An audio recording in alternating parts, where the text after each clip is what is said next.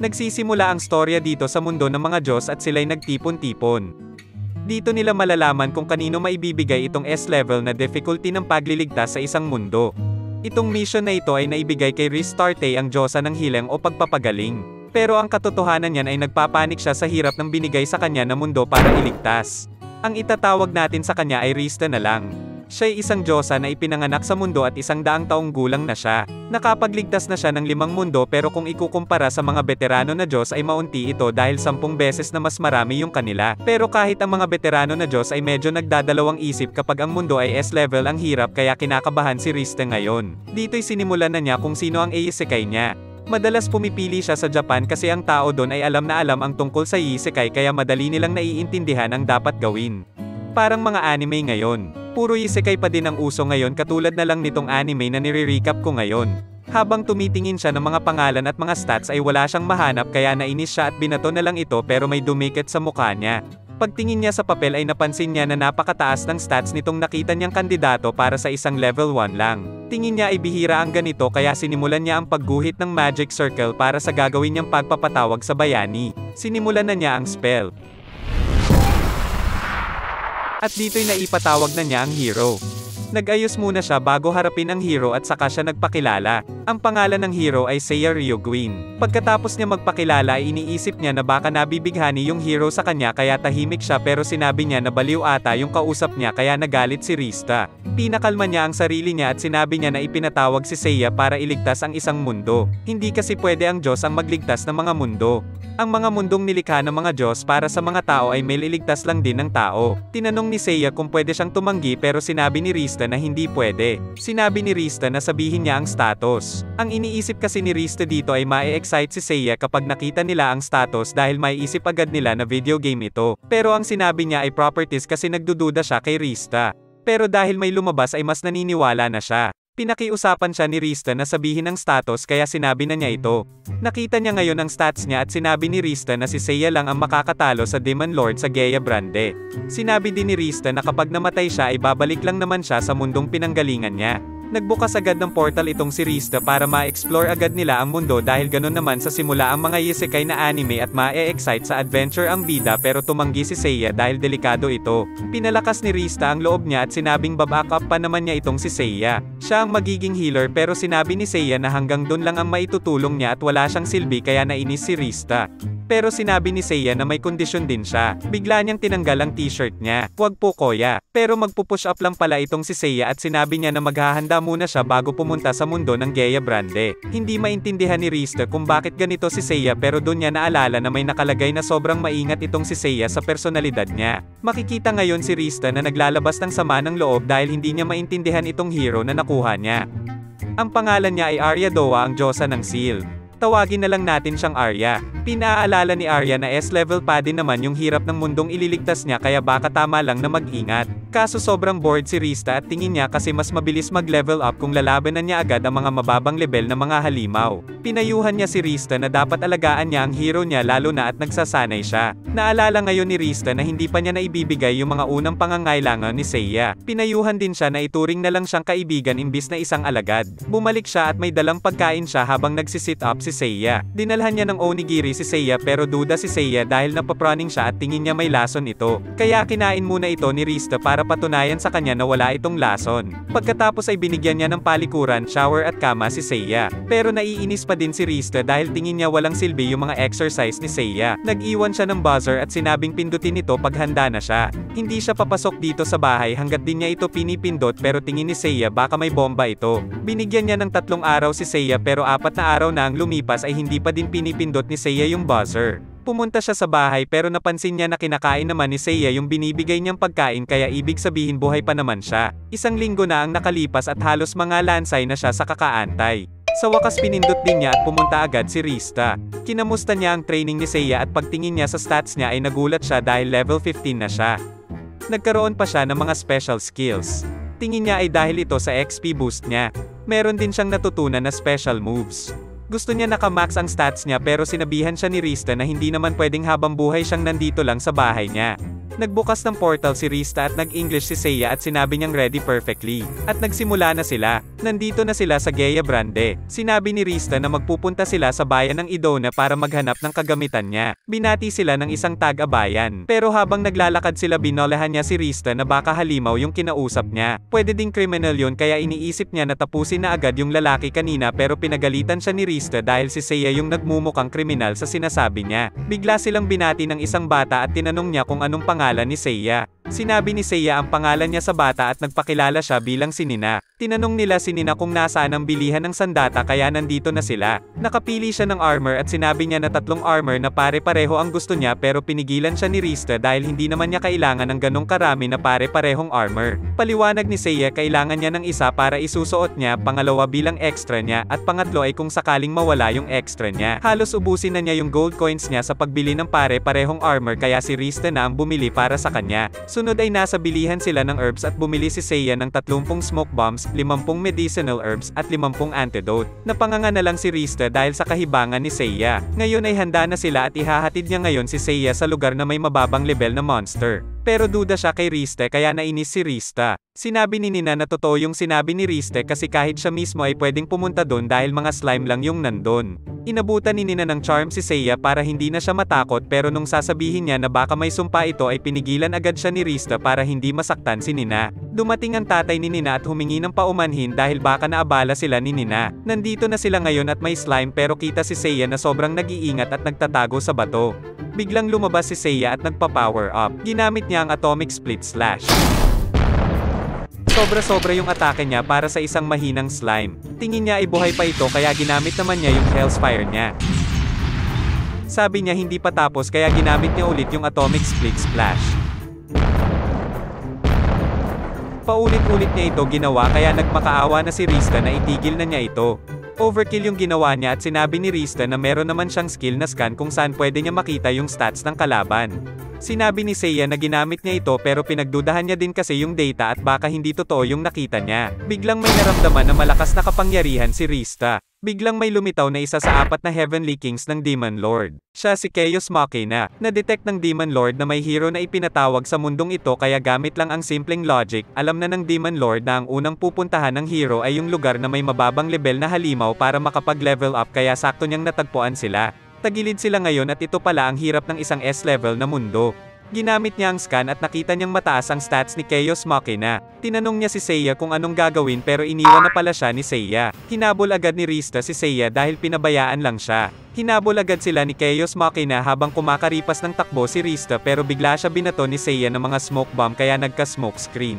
Umatake si Chaos Machina pero wala siyang tinamaan dahil sa usok at patuloy ang pagtakbo ni Seiya. Pinabukas ni Seiya ang portal pabalik sa mundo ng mga Diyos pero binuntutan agad sila ni Chaos. Nadapa si Rista kaya niya nailagan ang atake ni Chaos at gumamit ng Hell's Fire si Seiya at naging distraction ito para makapasok sila sa portal. Nainis si Chaos dahil nakatakas sila pero sinabi niyang sisiguruhin niyang magkikita uli sila. Pagbalik sa mundo ng mga Diyos, hinawakan ni Seiya ang mga pisngi ni Rista kaya kung ano-ano na naman ang iniisip niya. Pero binalibag lang siya ni Seiya at pinalabas sa bahay niya. Sabi niya ay magsasanay siya dahil mas malakas yung lumitaw na kalaban kumpara sa slime. Pipindutin na lang niya ang buzzer pag handa na siya. 2 araw na ang lumipas ay wala pa din kaya inip na si Rista. Ginamit niya ang crystal ball para tingnan ang Gaya Grande kung anong nangyayari dito. Bigla niyang nakita si Chaos at alam niya na pinapanood siya ngayon. Sinabi niya na isa-isa niyang tatapusin ang mga nakatira sa bayan hanggat hindi bumabalik ang Diyosa at ang hero niya.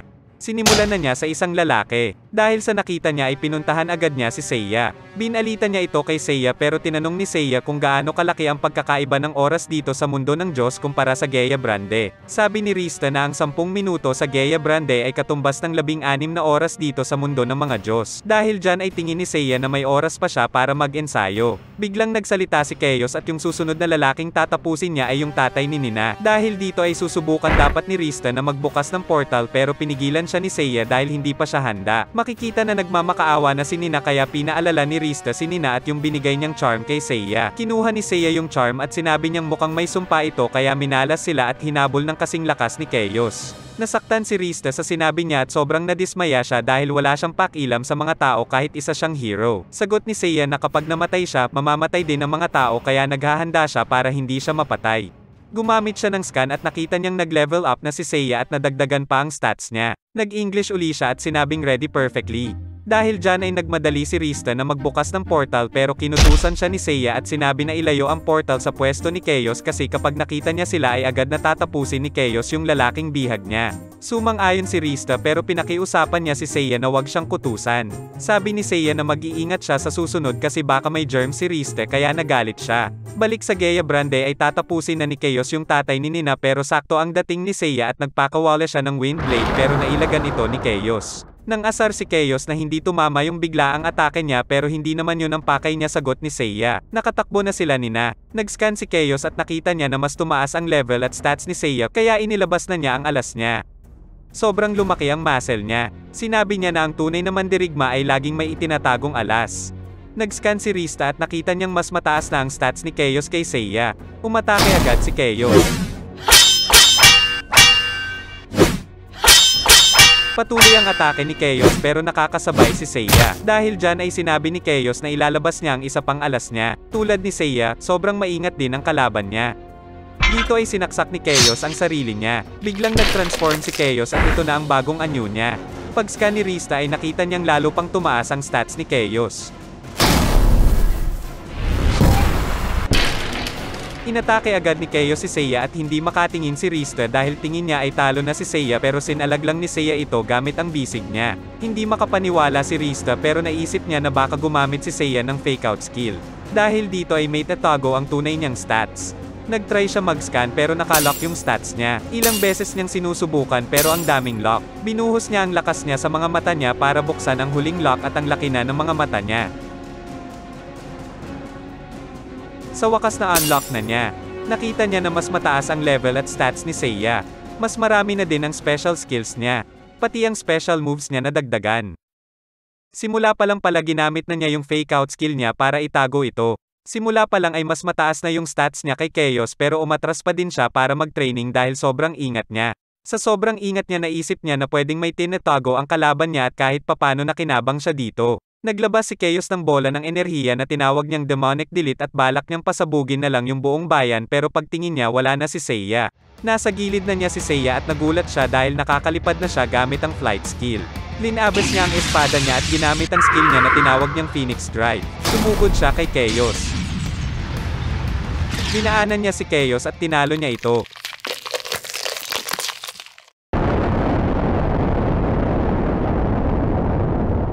Nasunog ang tira-tira na parte ni Chaos. Dahil dyan ay pinasalamatan si Seiya ng taong bayan pati ng mayor. Gusto nilang maghanda ng pagkain para sa kanya pero tumanggi si Seiya dahil may kailangan pa siyang gawin. Kitang winawalis niya ang mga natira kay Chaos at inipon niya ito. Ginamit niya ang Hellfire. Paulit-ulit niya itong ginawa dahil naninigurado siyang patay na talaga si Chaos at baka mag-regenerate pa siya. At mukhang tapos na siya pero bigla niyang sinabing may finish ang move pa siya. Nag-charge siya at ginamit ang bago niyang special move na Maximum Inferno.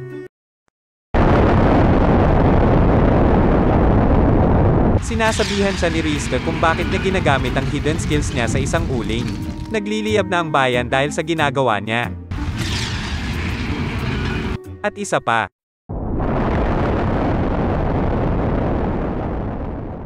Pinakiusapan sila ng mayor na umalis na sila. Matapos silang palayasin dahil nagalit ang mga tao sa kanila ay lumapit ang tatay ni Nina para magpasalamat at humingi ng paumanhin dahil sa ginawa ng mga kababayan niya. Nag-abot din siya ng pera pero sinabi ni Seiya na dagdagan pa at kinuha niya yung dagdag na ibinigay ng tatay ni Nina na parang holdupper. Dito'y umalis na sila papunta sa susunod na bayan. Sinabi din niya na itatago niya yung charm kahit may sumpa dahil okay sa kanya kung hahabulin siya ng mga kalaban dahil dito. Pero ang basa ni Rista ay may puso din naman pala si Seiya. Nung pupunta na sila sa susunod na bayan ay sinabi ni Seiya na babalik sila sa mundo ng mga Diyos dahil kailangan niya uling magsanay. Ito'y dahil iniisip niya na siguradong mas malakas pa ang makakalaban nila pag nalaman ng mga demonyo na natalo nila ang isa sa 4 na Heavenly Kings. Gusto niya sanang gumawa na lang si Rista ng mga bagong gamit tulad nung ginawa niya yung kama at shower niya imbis na pumunta sa ibang bayan pero sinabi ni Rista na bawal kaya wala daw silbi itong si Rista.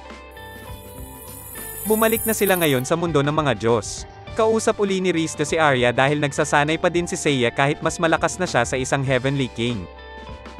Gusto sana ni Rista na magpatuloy lang sila sa adventure. Gusto ni Rista na mailigtas na ang Gea Brande para maging katulad na niya itong si Arya na veterana na Diyosa. Pero biglang sinabi ni Arya na hindi siya proud sa pagligtas ng 300 na mundo dahil isa dito ang hindi niya nailigtas. Kahit isa lang ito sa 300 para dun sa mga tao na iyon, yun lang ang mundo nila, di katulad ng mga Diyos na pwedeng magpunta kahit saan. B-level lang dapat yung hirap nito pero dahil sa nagkamali siya napahamak sila. Biglang pumasok si Seiya dahil hinahanap niya itong si Rista pero bigla na ilaglag ni Arya ang tiyan nang nakita niya si Seiya. Tingin ni Rista ay baka na in love si Arya at agad siyang nagpakilala kay Seiya. Ikinwento ni Seiya na hindi na tumataas ang level niya at humihingi siya ng payo. Tuwang-tuwa si Rista dahil ibig sabihin nito ay mapipilitan na si Seiya na labanan ng mga halimaw para mag-level up tulad ng sa isang laro o kaya yung normal na mga isekai na anime. Pero ang gusto ni Seiya ay gumawa na lang siya ng dumbbell kaya nainis siya. Iminungkahi ni Arya na magsanay na lang si Seiya sa ilalim ng isang Diyos para lumakas siya. Mas mabilis ang pag-level niya kapag ganito at hindi siya mapapatay dahil hindi pwede saktan ng isang Diyos ang tao. Tinanong ni Rista kung pwede ito sa patakaran nila pero sinabi ni Arya na ipapaalam niya ito kay Ishtar, ang punong Diyosa nila. Dito'y pinuntahan nila ang isang Diyos. Ang pangalan niya ay Xerxes, ang Diyos ng Divine Blade. Nilapitan ni Arya si Xerxes para pakiusapan na sanayin si Seiya. Pumayag si Xerxes dahil malakas si Arya sa kanya pero binolehan niya si Seiya na mabigat ang magiging pagsasanay niya. Pero binolehan ni Seiya na wag susuko itong si Xerxes sa kanya. Inuutos-utusan pa niya si Xerxes na parang siya yung boss. Nagsimula na ang pagsasanay nila. Nakakasabay si Seiya kay Xerxes.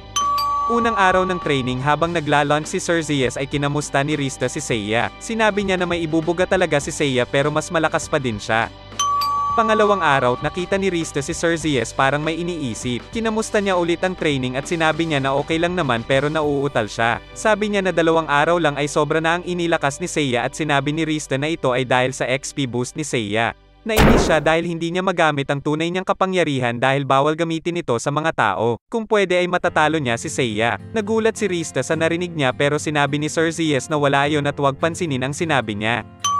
Pangatlong araw ay makikitang depressed na si Xerxes. Kinamusta ni Rista ang training pero sinabi ni Xerxes na hindi naman masama. Nung kinulit siya ni Rista ay nagalit si Xerxes at sinabing tumigil na siya. Pagkatapos ay umalis na siya na medyo nanlulumo at pansin ito sa katawan niya. Pang-4 na araw ay nagdala ng pagkain si Rista at habang naghahanap ng nori para sa gagawin niyang onigiri o rice ball ay nakita niya itong si Xerxes na nagtatago at napasigaw siya. Sinabi ni Xerxes na tinataguan niya si Seiya dahil may tama daw yung hero niya. Mas malakas na si Seiya sa kanya ng 3 beses at sinabi niya na sapat na ito pero ayaw niyang tumigil. Hindi siya pinagpapahinga. Gusto niya na 100 beses na mas malakas siya bago tumigil. Nahanap siya ni Seiya at takot na si Xerxes sa kanya. Tinapon niya ang Divine Blade niya at sinabing ayaw na niya nito, pero hinatak pa din siya ni Seiya. Dumating si Arya para sabihin kay Rista na may sasabihin sa kanya si Ishtar. Kinamusta ni Ishtar ang training ng hero niya at sinabi ni Rista na sinukuan na ni Xerxes si Seiya. Diniretso siya ni Ishtar at sinabi ang dahilan na pinatawag siya ay dahil nasa panganib ang susunod na bayan. Nakikita kasi ni Ishtar ang hinaharap at sinabi niya na makikilala nila ang mga bago nilang kakampi sa Seimul. Pinuntahan agad ni Rista si Seiya para sabihin na kailangan na nilang umalis papuntang Seimul pero binubugbog na ni Seiya si Xerxes kaya naalarma si Rista. Pinigilan niya si Seiya dahil binubuli na niya si Xerxes. Sabi ni Seiya na handa na siya pero si Xerxes ay kitang na trauma na. Nandito na sila sa Seimul pero pansin na nagsisialisa na ang mga tao. Nagtanong si Rista at sinabi ng mga tao na susugurin na sila ng mga undead. Hindi alam ni Seiya kung ano ang mga undead kaya ipinaliwanag ni Rista na ito'y mga halimaw na gumagalaw pa din kahit wala ng buhay. Parang mga zombie. Ang epektibo sa kanila ay fire magic at holy water kaya nandito sila para mamili ng holy water. Gusto niya ng 1,000 holy water kaso sinabi ng vendor na wala siyang ganong karaming holy water. Hindi din niya madadala ang ganong karaming holy water pero matigas ang ulo ni Seiya at pinagpipilitan niya na bigyan siya ng 1,000 holy water kaya namagitan na si Rista at sinabing 10 lang ang bibilhin nila. Papunta sila sa simbahan dahil may makikilala silang bagong kakampi doon. Pumasok sila sa simbahan at binati agad sila ng pari. Ipinakilala nila ang 2 dragon ka na si Mash at si Elulo. Mayroon silang halong dugo ng mga dragon. Nagpakilala ang pari sa kanila pero biglang binuhusan ng holy water ni Seiya ang pari at nagulat sila sa ginawa ni Seiya. Pero biglang umusok ang pari at sinabi ni Rista na nangyayari lang ito kapag binuhos ang holy water sa undead. Lumabas ngayon ang tunay na hitsura ng undead at pinuri niya si Seiya dahil nabuking siya nito. Binantaan niya sila na binigyan siya ni Death Magla ng kapangyarihan. Isa si Death Magla sa 4 na Heavenly Kings. Naghanda na si Elulo at Mash na harapin itong undead at sinabihan ni Rista si Seiya na tulungan yung dalawa pero sinabi niya na tapos na. Nung sumugod ang undead ay natigilan ito at nahati na pala ang katawan niya. Sobrang bilis ng atake ni Seiya na kahit si Rista ay hindi ito nakita. Nagsalita ang undead at sinabi na may parating na 10,000 na puwersa ng undead dito sa Seimul. Sapat na impormasyon na ito ayon kay Seiya at dahil buhay pa siya kahit hati-hati na katawan niya ay kailangan na niyang maglinis para makasigurado. Alam na ni Rista ang gagawin ni Seiya kaya sinama niya agad sila palabas. Gagamitin na naman ni Seiya ang maximum inferno niya. Sumabog ang simbahan dahil dito at naiinis si Rista dahil binubuhos ni Seiya ang lakas niya sa paglilinis ng tira ng kalaban kaysa sa pakikipaglaban. Wala na ang apoy at wasak na ang simbahan nang nagising ang madre kaya hinimite siya sa nakita niya. Sinabi ni Seiya na okay na ang lahat dahil nawasak na niya ang halimaw pero sinabi ni Rista na kasama yung simbahan sa winasak niya.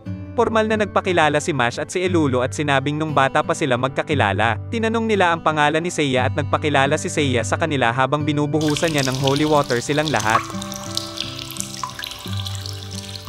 Pati si Rista ay nadamay sa kapraningan ni Seiya. Pagkatapos ay nakatingin sila Seiya kina Mash gamit ang scan nila pero natatakot na sila Mash sa kakaibang tingin nila.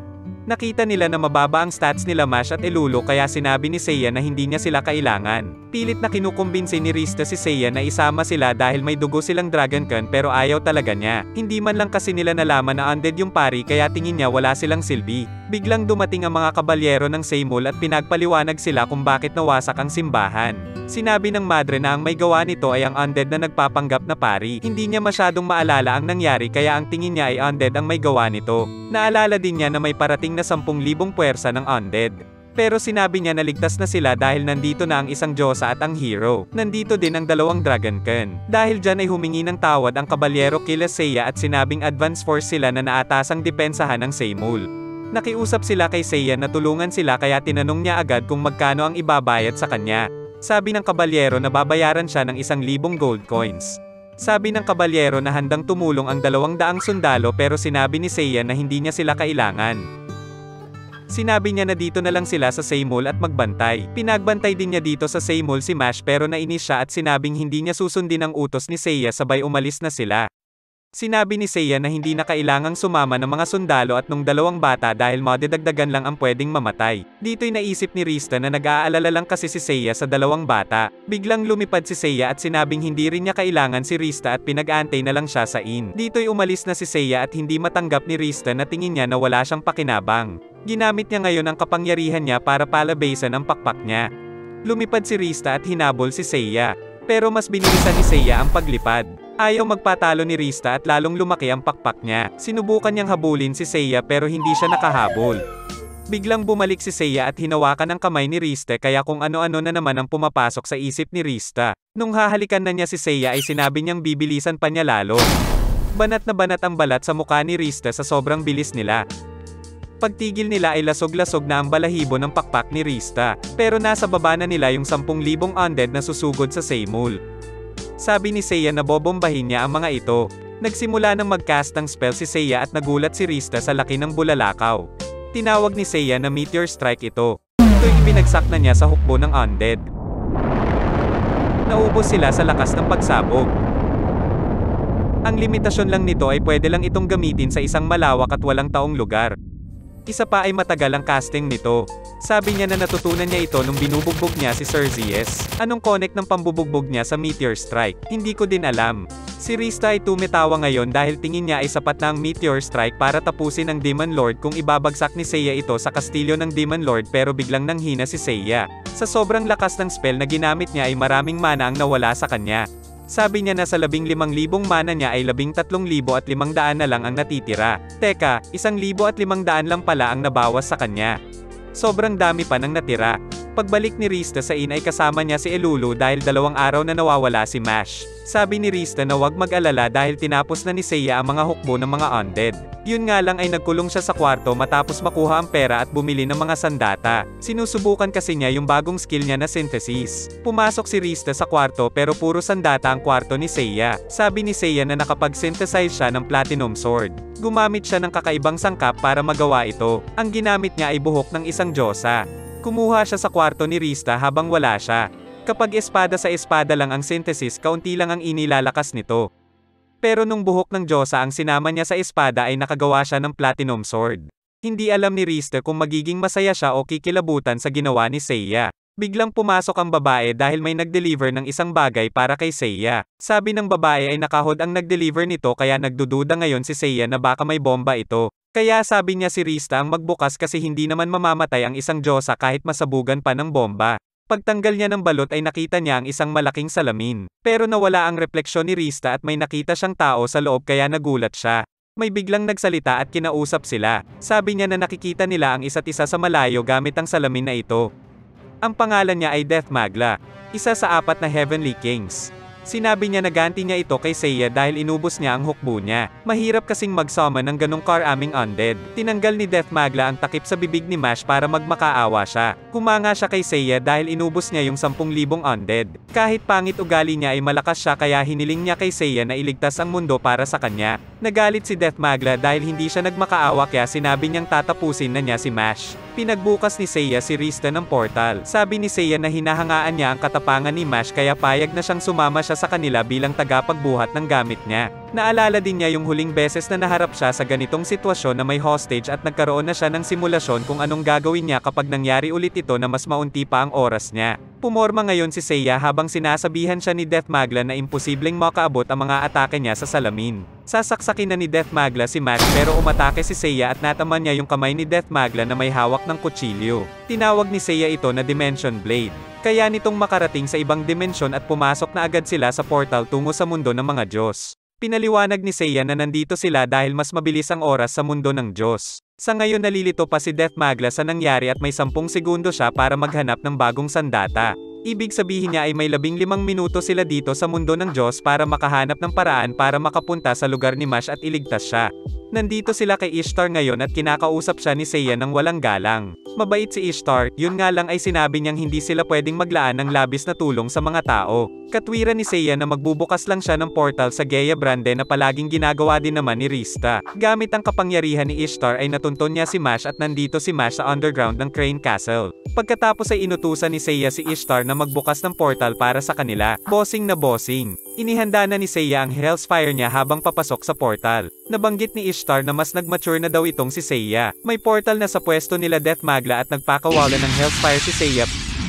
Pagkatapos ay nilapitan agad ni Rista si Mash at ginamitan ng healing spell. Pansin na si Death Magla ay hindi tinabla ng atake ni Seiya. Biglang may lumabas na halimaw na akala mo ay isang stand user. Sumugod agad si Seiya gamit ang espada niya pero tumagos lang ito sa katawan ng halimaw. Sinabihan ni Rista na gumamit ng holy water si Seiya pero gumamit na itong si Seiya at hindi din gumagana. Sabi ni Death Magla na ang pangalan ng monster na ito ay Dark Fire Ruse, ang pinakamalakas na fire attribute monster na nilikha niya. Nag-scan agad si Rista at nakita niyang lagpas pa sa 100,000 ang defense nito at halos immune sa maraming magic. Hindi din tumetalab ang sandata. Ang isang kahinaan niya ay ice magic. Sinabi ni Death Magla na ang paraan para matalo ang halimaw na ito ay gumamit ng oscillatory wave para mapigilan ang paggalaw ng monster. Pangalawa ay gumamit ng ice magic para maging solido at magbago ang attribute nito mula sa fire at maging ice. Ang panghuli ay gumamit ng atake na mas mataas sa 100,000 na defense nito. Kahit sinabi na ni Death Magla kung paano talunin ang halimaw ay may problema sila ayon kay Rista. Ang oscillatory wave na atake ay para sa gumagamit lang ng kamao. Swordsman kasi si Seiya at ang ice magic ay hindi niya magagamit dahil fire attribute siya.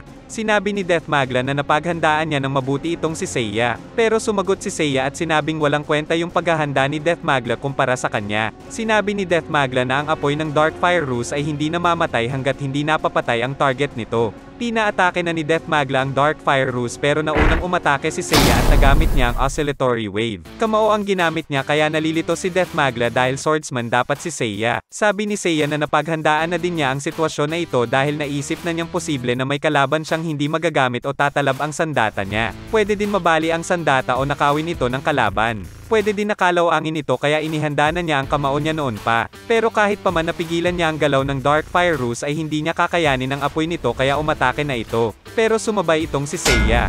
Biglang nagyelo ang halimaw at nagulat si Death Magla dahil imposible itong magamit ng isang fire user.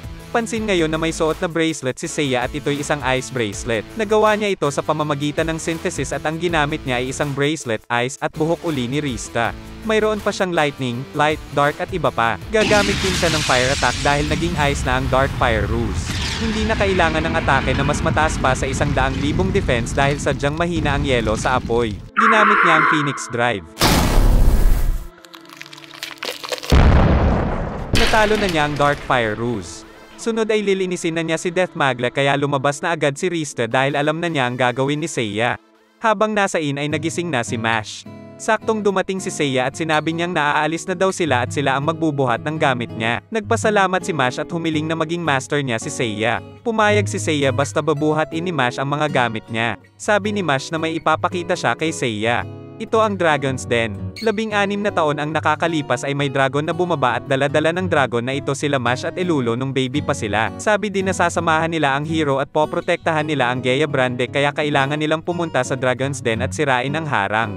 Makakamit ng hero ang pinakamalakas na sandata laban sa kasamaan. Nagmadali na si Rista dahil tulad ng normal na adventure pupuntahan mo agad ito para makakuha ng bagong item. Pero hindi normal si Seiya kaya alam na ni Rista kung saan gustong pumunta ni Seiya. Nandito na uli sila sa mundo ng mga Diyos. Nandito sila sa kainan at may hinahanap sila. Nakita nila si Sir Zeus at siya pala yung naghahalo ng cream.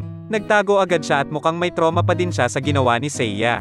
Tinanong siya ni Seiya kung ano ang ginagawa ni Sir Zeus. Sabi niya na sinuko na niya ang pagiging swordsman at hindi makapaniwala si Rista sa tindi ng trauma ni Sir Zeus. Inalok pa niya ng cake si Seiya pero tumanggi si Seiya dahil ayaw niya ng cake. Nilabas ni Seiya ang espada niya at natakot si Sir Zeus dahil ayaw na niyang mag-train ng iba sa espada pero sinabi ni Seiya na hindi siya ang sasaneyin kundi si Mash. Ginamit niya ang scan niya at tinanggap agad niya ito dahil nakita niyang mababa ang stats ni Mash. Okay na uli si Sir Zeus at sasaneyin niya si Mash. Lumapit din sila kay Hesti Aka, ang diyosa ng apoy para makapagsanay si Elulo. Sunod naman ay maghahanap si Seiya ng pwedeng magsanay sa kanya. Pero may nabangga si Rista at nagalit siya kay Rista. Siya ang Goddess of Destruction. Si Valkyrie. Humingi ng tawad si Rista pero naalala niya na napunta kay Rista ang isang S-level na mundo at mahihirapan ang walang kwentang diyosa tulad ni Rista dito. Dahil dyan ay pinalampas na niya ang nangyari. Sabi ni Seiya na nakakaramdam siya ng malakas na kapangyarihan kay Valkyrie pero sinabihan siya ni Rista na si Valkyrie ang pinakamalakas na diyosa at kapag hindi niya nagustuhan ang pananalita ng isang tao ay hindi siya magdadalawang isip na tapusin ito. Pero linapitan na pala ni Seiya si Valkyrie at inutusan na sanayin siya. Nagalit si Valkyrie sa walang galang na pananalita ni Seiya. Sinubukang pigilan ni Rista si Valkyrie at humingi ng paumanhin pero hindi na mapigil ang galit ni Valkyrie. Saktong dumating si Arya at siya ang nakiusap kay Valkyrie na patawarin si Seiya. Ito'y pakiusap mula sa isang high-rank na diyosa. Pumayag si Valkyrie at umalis na siya. Pagkatapos ay sinabihan ni Arya na mali yung ginawa nitong si Seiya pero napansin ni Seiya na parang magkakilala sila kung kausapin ni Arya. Humingi ng tawad si Arya at iniba ang usapan. Sinabi niya na kilala niya kung sino ang pwede magsanay kay Seiya. Siya si Adenela ang diyosa ng digmaan. Pinakiusapan siya ni Arya na sanayin niya si Seiya. Sa isipan ni Rista ay hindi mukhang diyosa si Adenela pero sinabi mismo ni Seiya na kadiri itong si Adenela kaya nagulat si Rista. Pumayag si Adenela at gumalaw siya ng mabilis dahil sinusubukan niya si Seiya. Sinusukat ni Adenela si Seiya at pansin niya na sinusundan ng mata ni Seiya ang mga galaw niya. Balak niyang ituro ang isang high-speed na divine skill kay Seiya, ang Eternal Sword. Unang araw ng training ay okay naman ang training ni Mash. Pinuntahan niya si Seiya pero nakita niya sa labas si Adenela. Sabi niya na break niya ngayon at kakaiba itong si Seiya kumpara sa mga hero na nakilala niya at bigla na lang siyang tumawa. Tinawag na siya ni Seiya para magpatuloy ng training. Pangalawang araw ay nakita niya si Mash at si Seiya na magkasama at nagpapaturo si Mash sa mindset ni Seiya tuwing nakikipaglaban siya. Umalis na dito si Seiya para magpatuloy sa training pero sinabihan siya ni Rista na aalis na sila bukas. Tinanong ni Rista kung ano yung tinuro sa kanya ni Seiya at sinabi ni Mash na dapat pagdudahan niya ang lahat ng bagay pati na ang mga magulang at kapatid niya. Kahit si Mash ay pinagdududahan pa din ni Seiya, sabi ni Mash. Nadagdagan na ang praning sa party nila. Nagdala ng pagkain si Rista para kay Seiya pero pansin na nakaayos na si Adenela. Tinanong ni Rista si Adenela kung bakit nagbago siya ng pananamit. Sabi ni Adenela na nako-conscious siya sa hitsura niya kapag kaharap si Seiya. Sa isipan ni Rista ay sobrang tinik talaga ni Seiya sa mga diyosa. Sabi din ni Adenela na genius itong si Seiya at natutunan na niya ang Eternal Sword kaya sobrang hinahangaan niya si Seiya. Pangatlong araw ay tapos na ang training ni Mash at bumalik na si Sir Zeus sa dati. Tumaas na din ang level at stats ni Mash. Sinundo nila si Elulo pero walang nagbago sa stats niya. Kinausap ni Hesti Aka si Rista para sabihin na walang talento sa apoy si Elulo kaya pinasuko na lang siya. Magkakasama na sila pero inaantay pa ni Seiya si Adenela dahil may ibibigay daw si Adenela sa kanya. Dumating si Adenela at yinakap si Seiya. Sabi ni Adenela na isama siya ni Seiya sa paglalakbay niya at magsama na sila habang buhay. Nag-bake din siya ng cake para kay Seiya pero alam ni Rista na ayaw ni Seiya ng cake. Tinanggihan ito ni Seiya dahil kadiri daw ito. Hindi din alam ni Seiya kung ano ang ibig sabihin niya na magsama sila habang buhay pero nagpasalamat siya kay Adenela sa pagsasanay at umalis na siya. Nagbukas ng portal si Rista pero biglang nag-amok si Adenela.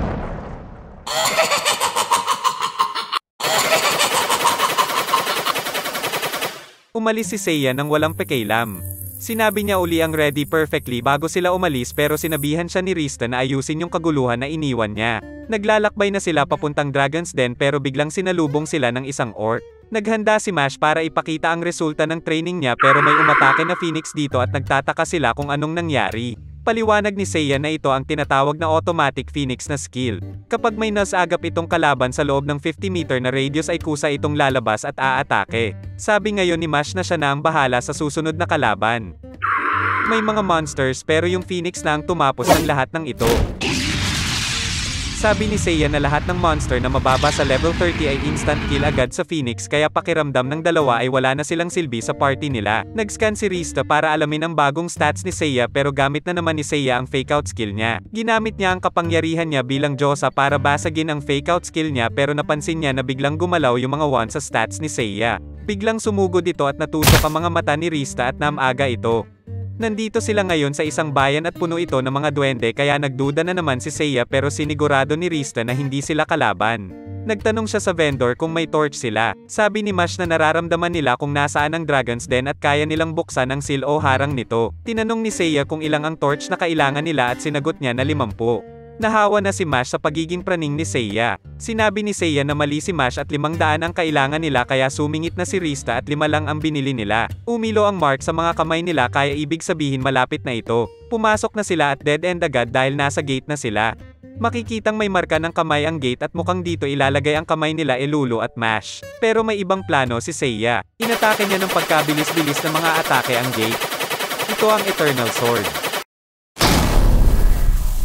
Nawasak niya ang gate at pakiramdam uli nila Mash na wala silang silbi.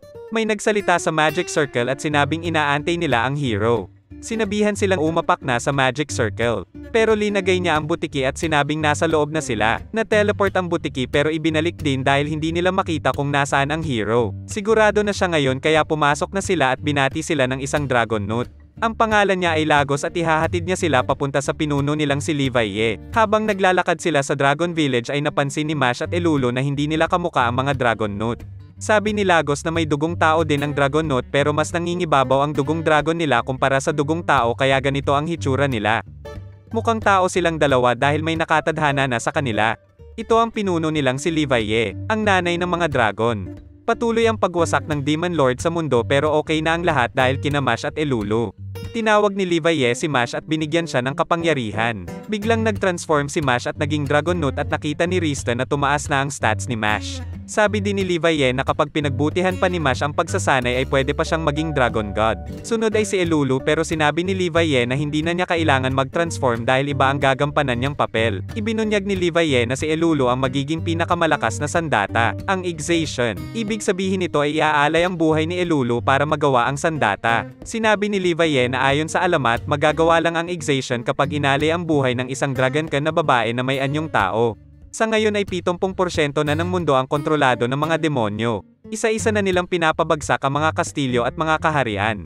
Ang natitira na lang na kastilyo ay ang Roseguard Castle. Kung may nabisita silang mga bayan at nayon na ligtas pa ay swerte na lang yun dahil darating din ang panahon na wawasakin din yun ng mga demonyo. Sinabi ni Levi na karangalan ang maging espada na tatapos sa kasamaan ng Demon Lord. Habang naglalakad sila ay tinatanong ni Mash kung okay lang si Elulu. Sinabi ni Elulu na tinatanggap niya ang kapalaran niya at isa itong karangalan. May itatanong sana si Rista kay Seiya pero nawawala siya. Bumibili pala siya ng speed seed sa isang vendor kaya sinabihan siya ni Rista na isipin ang nararamdaman ni Elulu. Sinabi ni Seiya na obvious naman kung ano ang dapat gawin ni Elulu.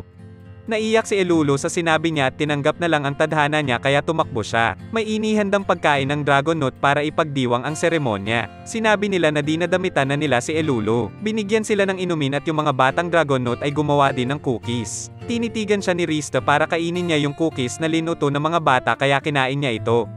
Pagkatapos ay sinabi ni Levi na simulan na ang seremonya. Nandito na si Elulu at naglalakad na siya. Paliwanag ni Levi na pagtalo ni Elulu ay may magic circle sa ilalim at kukunin ang katawan ni Elulu para magawa ang Exation. Nagsigawan ng mga Dragon Note para ipagdiwang ang paglikha ng Exation. Nagpaalam na si Elulu sa kanila pero nagsigawan na ang mga Dragonaut na tumalon siya. Hindi ito matanggap ni Mash kaya sinubukan niyang pigilan ito pero hinarang siya ng mga tagapagbantay na sundalo. Dahil sa ginawa ni Mash ay nagdadalawang isip na si Elulu kaya sa pilitan na siyang dinala ng mga sundalo. Nung itutulak na nila si Elulu ay nasa likuran nila si Seiya at sinipa sila. Nilinaw ni Seiya yung sinabi niya kanina na obvious kung anong dapat niyang gawin. Ang gusto niyang sabihin kanina ay mananatiling tagapagbuhat ng gamit niya itong si Elulu. Pero hindi nila mailigtas ang mundo kung wala ang Exation, sabi ni Rista. Tingin ni Seiya na wala naman din kasiguruhan na matatalo niya ang Demon Lord gamit ang Exation. Gawa-gawa lang daw ito ni Levi Ye. Matanda at pangit kasi siya. Nag-transform si Mash pero natigilan siya at tumamba. Kahit si Rista ay nadapa. Sabi ni Levi Ye na naisip na niyang mangyayari ito kaya napaghandaan na niya ito kaya naglagay sila ng gamot sa mga inumin at cookies. Dahil dito ay mapaparalyze sila. Hindi din matatanggal ng magic at antidote ang epekto ng gamot. Kahit si Seiya ay nakadapa at hindi nakaligtas. Inutusan na ni Levi Ye yung mga sundalo na ilaglag si Elulu pero nakatayo si Seiya. Hindi makapaniwala si Levi Ye. Sabi ni Seiya na hindi niya kinain ang mga pagkain. Isinuka niya ito habang walang nakakakita sa kanya dahil kadiri ang mga pagkain na gawa ng mga butiki. Ang pagkain na kinakain lang niya ay ang mga pagkain na gawa ni Riste kaya tuwang-tuwa naman siya at pumapalakpak na naman ang tenga. Dahil dito ay nag-transform na si Levi Ye at naging isang Dragon God. Pumunta siya at hinarap agad si Seiya. Nag-scan si Rista at nakita niyang sobrang taas ng HP ni Levi Ye. Matibay din ang balat niya at hindi tatalab ang normal na sandata sa kanya. Biglang may inilabas na espada si Seiya at isa itong Dragon Killer. Nung nakilala niya sila Mash at Elulu ay naisip na agad niya na pwedeng may makalaban siyang mga dragon. Sabi ni Seiya na nasynthesize niya ito gamit ang Platinum Sword, tig-isang buhok nila Mash at Elulu at 100 buhok ni Rista. Kinuha na niya kasi ng buhok si Rista habang natutulog. Galit si Rista dahil makakalbo siya sa ginagawa ni Seiya. Isa pa ay pumasok si Seiya sa kwarto niya nung natutulog siya. Umatake si Seiya at nagawa niyang saktan si Levi Ye. Inatake ni Levi Ye si Elulu bilang ganti pero nailigtas agad siya ni Seiya. Sinabi ni Levi Ye na hindi importante kung patay si Elulu. Ang importante lang ay yung katawan niya ay may alay sa Magic Circle. Alam na din ni Levi Ye na pwede niyang makalaban ang hero kaya napaghandaan na din niya ang sitwasyon na ito. Biglang umilo ang necklace sa leeg ni Elulu. Ito ay isang death sentence necklace at may 3 minuto na lang na natitira sa buhay ni Elulu. Sabi ni Seiya na tanggalin ni Levi Ye ang sumpa at bibigyan pa niya ng pagkakataon si Levi Ye pero talagang buo ang loob ni Levi Ye na kailangang gawin ang sakripisyo para mailigtas ang mundo. Kung gusto niyang mawala ang sumpa ay kailangan patayin ni Seiya si Levi Ye. Ginamit ni Seiya ang Phoenix Drive kay Levi Ye at malaki na ang nabawa sa HP ni Levi Ye. Dahil dito ay inilabas na ni Levi Ye ang alas niya. Ito ang Ultimate Wall. Dahil dito ay wala ng atake na tatalab sa kanya. Si Seiya naman ay kinain niya yung Speed Seeds na binili niya. Sunod ay inilabas niya yung isa pa niyang Dragon Killer at magdo-dual wielding siya. Umatake agad si Seiya at ginamit ang Eternal Sword niya. Pero pagtingin ni Rista sa HP ni Levi Ye ay hindi ito nababawasan. Kahit anong gawin ni Seiya ay hindi ito tinatablan at 1 minuto na lang ang natitira sa necklace ni Elulu. Nagpasalamat si Elulu kay Seiya at pinatigil na siya. Tanggap na niya ang tadhana niya. Pero kumpiyansa pa din si Seiya at napatingin na lang si Levi Ye dahil malalaglag na siya. Patuloy siyang umaatake para malaglag si Levi Ye. Sabi ni Seiya na ginagawa niya ito dahil kailangan niya si Elulu bilang tagapagbuhat ng gamit niya. Patuloy ang pag-atake ni Seiya hanggang sa napasuko na si Levi Ye. Aalisin na niya ang sumpa. Pero nanloko lang siya at ginamit niya ang pagkakataon upang alisin ang ultimate wall niya para makagalaw. Umatake si Levi Ye pero ginantihan siya ni Seiya ng double wind blade kaya tumalsik siya sa bangin.